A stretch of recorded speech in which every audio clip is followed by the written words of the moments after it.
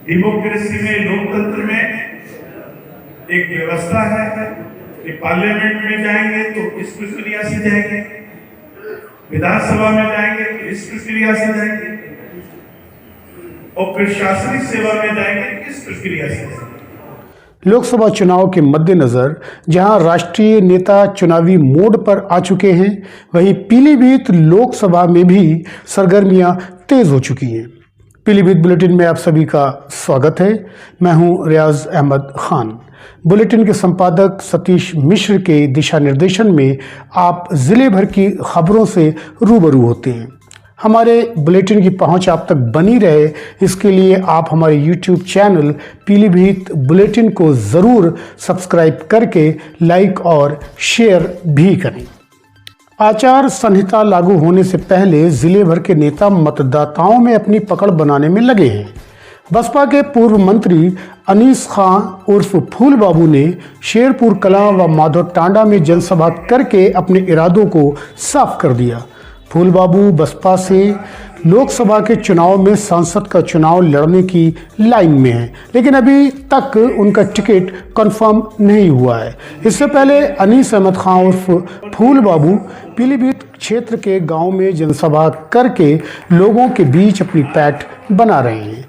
जिले को पहला मुस्लिम सांसद नवाब शमसुल हसन खां व विधानसभा क्षेत्र पूरनपुर को पहला मुस्लिम विधायक अरशद खां देने वाले कस्बा शेरपुर कला में रजा बैंक्वेट हॉल में पहुंचकर पूर्व मंत्री अनीस अहमद खां उर्फ फूल बाबू कुछ चुनिंदा लोगों से रूबरू हुए। संबोधन में उन्होंने कहा, खूबसूरत हिंदुस्तान में नफरत पैदा हो गई है। उनके अनुसार जो चुनाव के हालात दिखाए जा रहे हैं, हकीकत में बिल्कुल भी वैसे नहीं है। एक व्यवस्था है कि पार्लियामेंट में जाएंगे तो इस प्रक्रिया से जाएंगे, विधानसभा में जाएंगे तो इस प्रक्रिया से जाएंगे, और प्रशासनिक सेवा में जाएंगे इस प्रक्रिया से जाएंगे। और मैं खूब ये बात कह सकता हूं,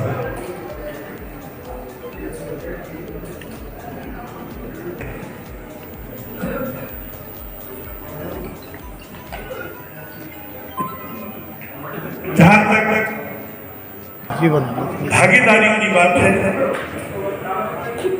तो उसके लिए अपने नुमाइंदों को भी चुनना चाहिए, उनकी मदद करनी चाहिए, उनका साथ देना चाहिए। उन्होंने कहा कि वो इस बार लोकसभा चुनाव पीलीभीत से लड़ना चाहते हैं। अगर सभी लोग साथ दें तो बिना डरे चुनाव के मैदान में उतरे। इस दौरान भारी संख्या में पहुंचे लोगों ने उनको अपना समर्थन दिया और चुनाव लड़ाने की हामी भी भरी। उन्होंने शेरपुर कलां, माधव टांडा सहित कई गांवों में जाकर जनसभा करके लोगों से चुनाव में समर्थन लेने का वादा करवाया। इस दौरान भारी संख्या में लोग मौजूद रहे। फूल बाबू की गिनती जिले के पुराने बसपाइयों में की जाती है। साल 1996 में फूल बाबू ने पहला विधानसभा चुनाव जिले की बीसलपुर विधानसभा क्षेत्र से लड़ा था और जीते भी थे। भाजपा के गठबंधन से तब प्रदेश में बनी मायावती की सरकार में वो यूपी एग्रो के चेयरमैन भी बनाए गए थे। इसके अलावा साल 2002 और 2007 में भी वो बसपा के टिकट से ही चुनाव जीते थे। प्रदेश सरकार में उन्हें कृषि शिक्षा मंत्री, अल्पसंख्यक कल्याण एवं हज राज्य मंत्री बनाया गया था। जनसभा में तकी खां, हाजी रियाजत नूर खां, हयात खान एडवोकेट, असलम कुरैशी, अच्छन शाह, हसीब खां बंटी, शानू साबरी, दिलशाद खां, शानमिया पूर्व सदस्य मुफ्ती शहजाद, फैयाज अहमद, सैफ रजा खान मोन्टू, सलमान खां, हाजी बबलू, यूसुफ खां, नदीम हसन, जफर बेग, मुजाहिद इस्लाम, जैगम खां, सिकंदर खां सहित भारी संख्या में लोग मौजूद रहे। संबोधन के बाद एक चैनल को दिए गए इंटरव्यू में उन्होंने बेबाकी से अपनी बात रखी। आप भी देखिए। पूरे कार्यक्रम का दारोमदार तौकीर अली खां बिट्टू ने अपने कांधों पर लिया था। जो लोकसभा का चुनाव है उसकी अधिसूचना बहुत जल्द जारी होने वाली है। तो लोकसभा का चुनाव पूरे देश में होगा, और क्योंकि मैं बहुजन समाज पार्टी में कई बार विधायक रहा हूँ, मिनिस्टर रहा हूँ, तो मैंने भी अपनी दावेदारी की है बहन जी के सामने कि मैं पीलीभीत लोकसभा का चुनाव लड़ना चाहता हूँ। अगर पार्टी टिकट देगी तो मैं जरूर चुनाव में शामिल रहूंगा। सर, गठबंधन को लेकर आपकी क्या राय है? अगर गठबंधन में बीएसपी आ जाती तो सरकार हो सकता बन जाती सर। देखिए, जो इंडिया गठबंधन जिन लोगों ने बनाया था, आज वही गठबंधन छोड़ के भाग गए, बल्कि वो भी एनडीए का हिस्सा हो गया। और जो लोग बचे थे तमाम, वो भी दल आज गठबंधन से बाहर हो गए।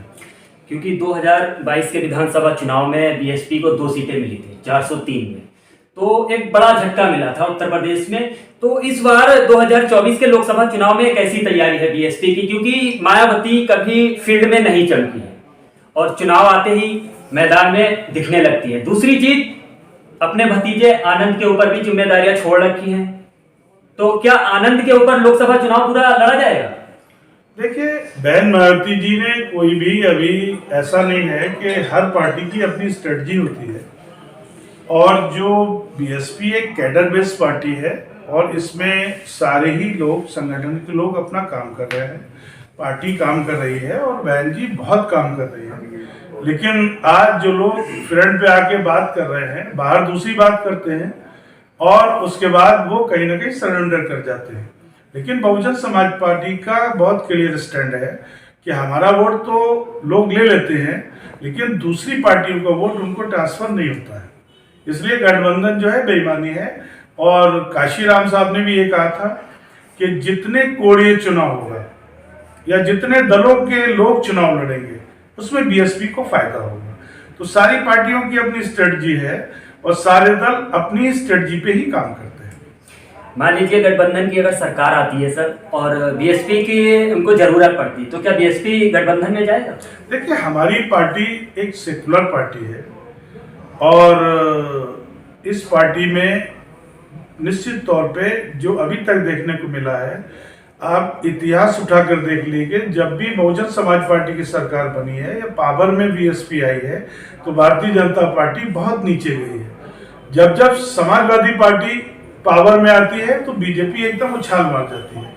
तो ये आप लोगों को खुद भी देखना, तो आप लोग भी जानते हैं इस चीज को। 2019 के लोकसभा चुनाव में शायद 10 सीटें थी लोकसभा की बीएसपी की, इस बार कितनी लाने की उम्मीद है?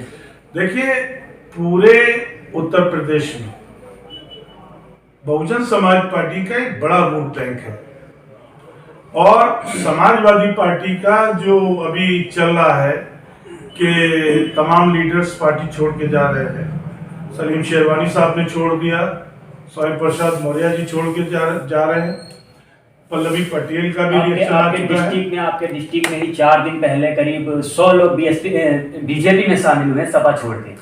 देखिए, वो बीएसपी में कोई 2 आदमी अगर चले जाते हैं तो उसको ये नहीं कहा जा सकता 100 आदमी जा रहे हैं। पेपर आज जिस तरह की मीडिया की जो नीति है वो आप लोग समझ सकते हैं। मीडिया के ऊपर कितना लोग फेथ कर रहे हैं, कितना, ये आप सभी लोग जानते हैं। तो बहुत मीडिया में भी ऑथेंटिक चीजें बहुत अच्छी नहीं चल रही। बहुत से लोग तो ठीक है, बहुत से लोग ठीक वर्क नहीं कर रहे। क्योंकि मायावती का कहीं ना कहीं ये रोल देखने को मिलता है, या तो मायावती को ईडी का डर लगता है। बीजेपी के खिलाफ क्यों नहीं बोलती है मायावती? समाजवादी हो, कांग्रेस हो या कोई भी पार्टी हो, बिहार चले जाइए, सारे लोग बीजेपी के खिलाफ बोलते मिलेंगे। लेकिन एक मायावती एक ऐसा चेहरा है उत्तर प्रदेश में कि बीजेपी के खिलाफ बोलना अच्छा नहीं समझते, या मुसलमान पे कहीं अत्याचार होता है तो मुसलमानों के साथ खड़ी नजर नहीं आती। लोकसभा चुनाव में क्या मुस्लिम वोट उनको मिलेगा?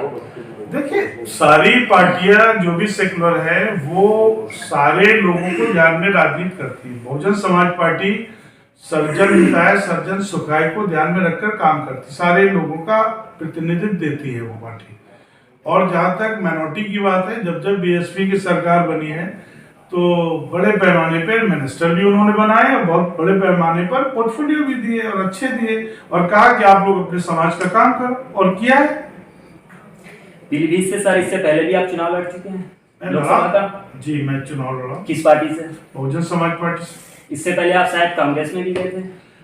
कांग्रेस में जब मेरा 2012 में टिकट मेरा कुछ गलतफहमी की बुनियाद पे कट गया था तो मैं कांग्रेस से लड़ा था। और लोकसभा का? विधानसभा का चुनाव। कौन सा, 17 या 22? 2012। अच्छा, 12 का। 2017। अच्छा, 17 भी आपने कांग्रेस के साथ लड़ा था, रिस्पांस क्या था आपका? सेकंड पे रहा, बीजेपी से मेरी फाइट हुई थी। इस बार आपकी जो है लोकसभा में पूरी तैयारी है? पूरी तैयारी है और कोशिश भी है कि अगर बहन जी टिकट देती हैं तो विन करेंगे हम। मायावती जीत सकती हैं? आखिरी सवाल। देखिए, जहाँ तक सीट जीतने हारने का सवाल, ये तो कोई नहीं कह सकता कि हम चुनाव श्योर-शॉट जीत लेंगे। लेकिन बीजेपी दावा करती है कि मैं 400 पार।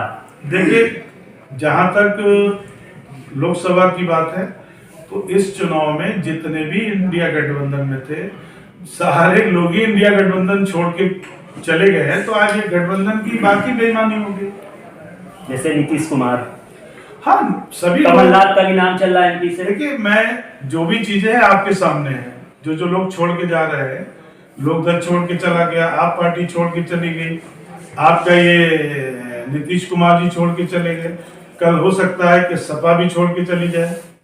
तो राजनीति में कुछ भी नहीं कहा जा सकता, लेकिन हाँ जरूर जो बहुजन समाज पार्टी एक ऐसी पार्टी है जिसने बहुत से लोगों को लीडरशिप दी है, बहुत से लोगों को आगे बढ़ाया है। आज हम लोग बहुजन समाज पार्टी के साथ में हैं और जो अकलियत के लोग हैं वो ये मन बना रहे हैं कि हम दलितों के साथ में अपना वोट अगर मिला लेते हैं तो हम जीत की तरफ बढ़ सकते हैं और सीटें जिता सकते हैं।